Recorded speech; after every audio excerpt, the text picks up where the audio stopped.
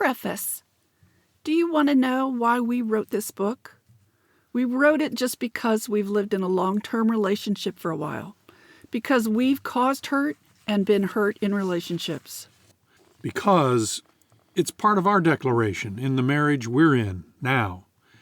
We'll tell you a bit more about the power of declaration later in the book. Because we want to teach ourselves. Trying to teach others is a splendid way to do that. You're welcome to learn right along with us. And because we've experienced events in our lives that we cannot explain, miraculous outcomes that were unpredicted by a simple accounting of our pasts, our histories, and we feel blessed by those experiences, and we continue to have them. And we've come to accept that those experiences are available to us only within the context of a long-term committed relationship like marriage. We're Lynn. And Keith. And we're pleased to make your acquaintance. We also wrote this book in order to acknowledge our teachers, the women and men, the wives and husbands, the lovers, friends, coaches, and mentors who have come into our lives and really made a difference. You know the kind of people we mean, the ones that are always with us. Having been with us even once, for only a short time, they remain with us. We want to share some insights that they brought to us. We've also created a website, alwayswithyou.com, where you can go, if you'd like, to help us teach. You can read short bios about us there too, or find us on social media. Anyway, that's why we wrote this book. Should you read it? At first, we were tempted to say everyone should. Since we went to all the trouble of writing a book, don't we want everyone to read it?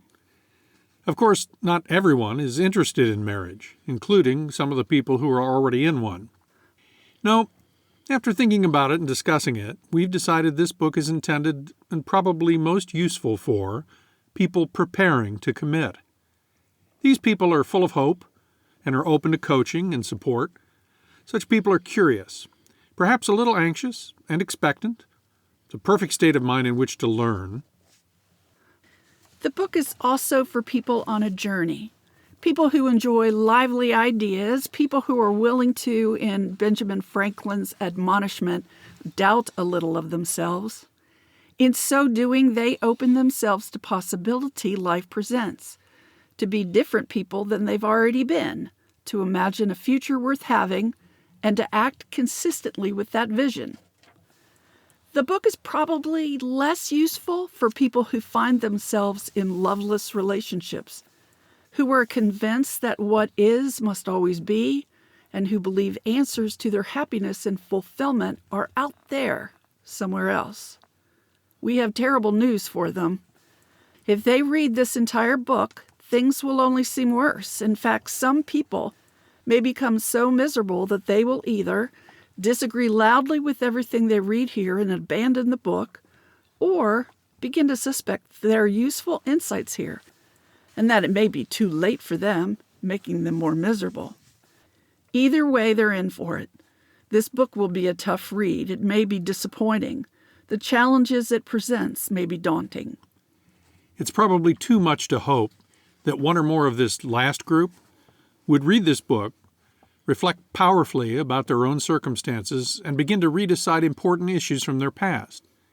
If those people did that, if they read this book, questioned themselves, and made up different answers to questions they answered only once, years ago, why, those people would begin to transform themselves and their relationships into something quite extraordinary. Something miraculous might occur. To help with that possibility, we've included a few self-reflection exercises at the end of some of the chapters in the book. How we approached this. The word marriage appearing in the title indicates only one form of long-term committed relationships can take. You might replace this with other terms such as partnership, affair, cooperative, team, duo, dyad, or pairing. Those serve just as well, probably. But we'll use marriage as an overarching word to refer to all these forms. Reasons for getting together and staying together range from financial need to sexual attraction to simple convenience. People form partnerships, athletic duos, marriages, and make other lasting commitments. Some of these relationships last for a lifetime. Others fade away more quickly. Some of these relationships are overtly productive, resulting in new entities such as businesses, theories, breakthroughs, world records, and even children.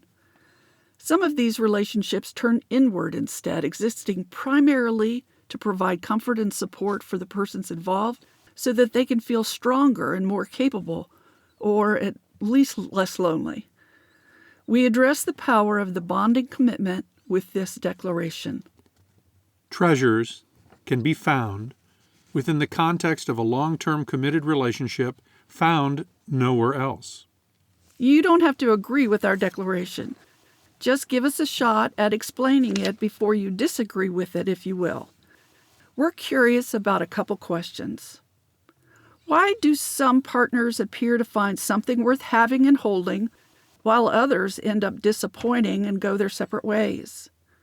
How can we give our desired outcomes the best chance to occur for us and our mates, partners, comrades, lovers, colleagues, co-parents, or friends? If we listen to those who have remained in relationships for a long enough time, perhaps we can learn what they have discovered. Maybe they can tell us why we could or should go to all the trouble of staying together at all. So then, if you're considering joining yourself to another human being in a long-term committed relationship, you've put yourself in front of some powerful contextual tools that can save you and your partner years of pain and regret.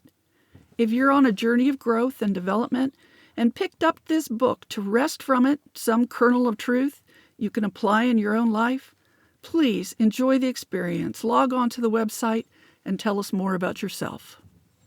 Oh, if you've read this far, the book likely is for you. And if you've come this far, then why not keep going? Transformation and other miracles might be at hand.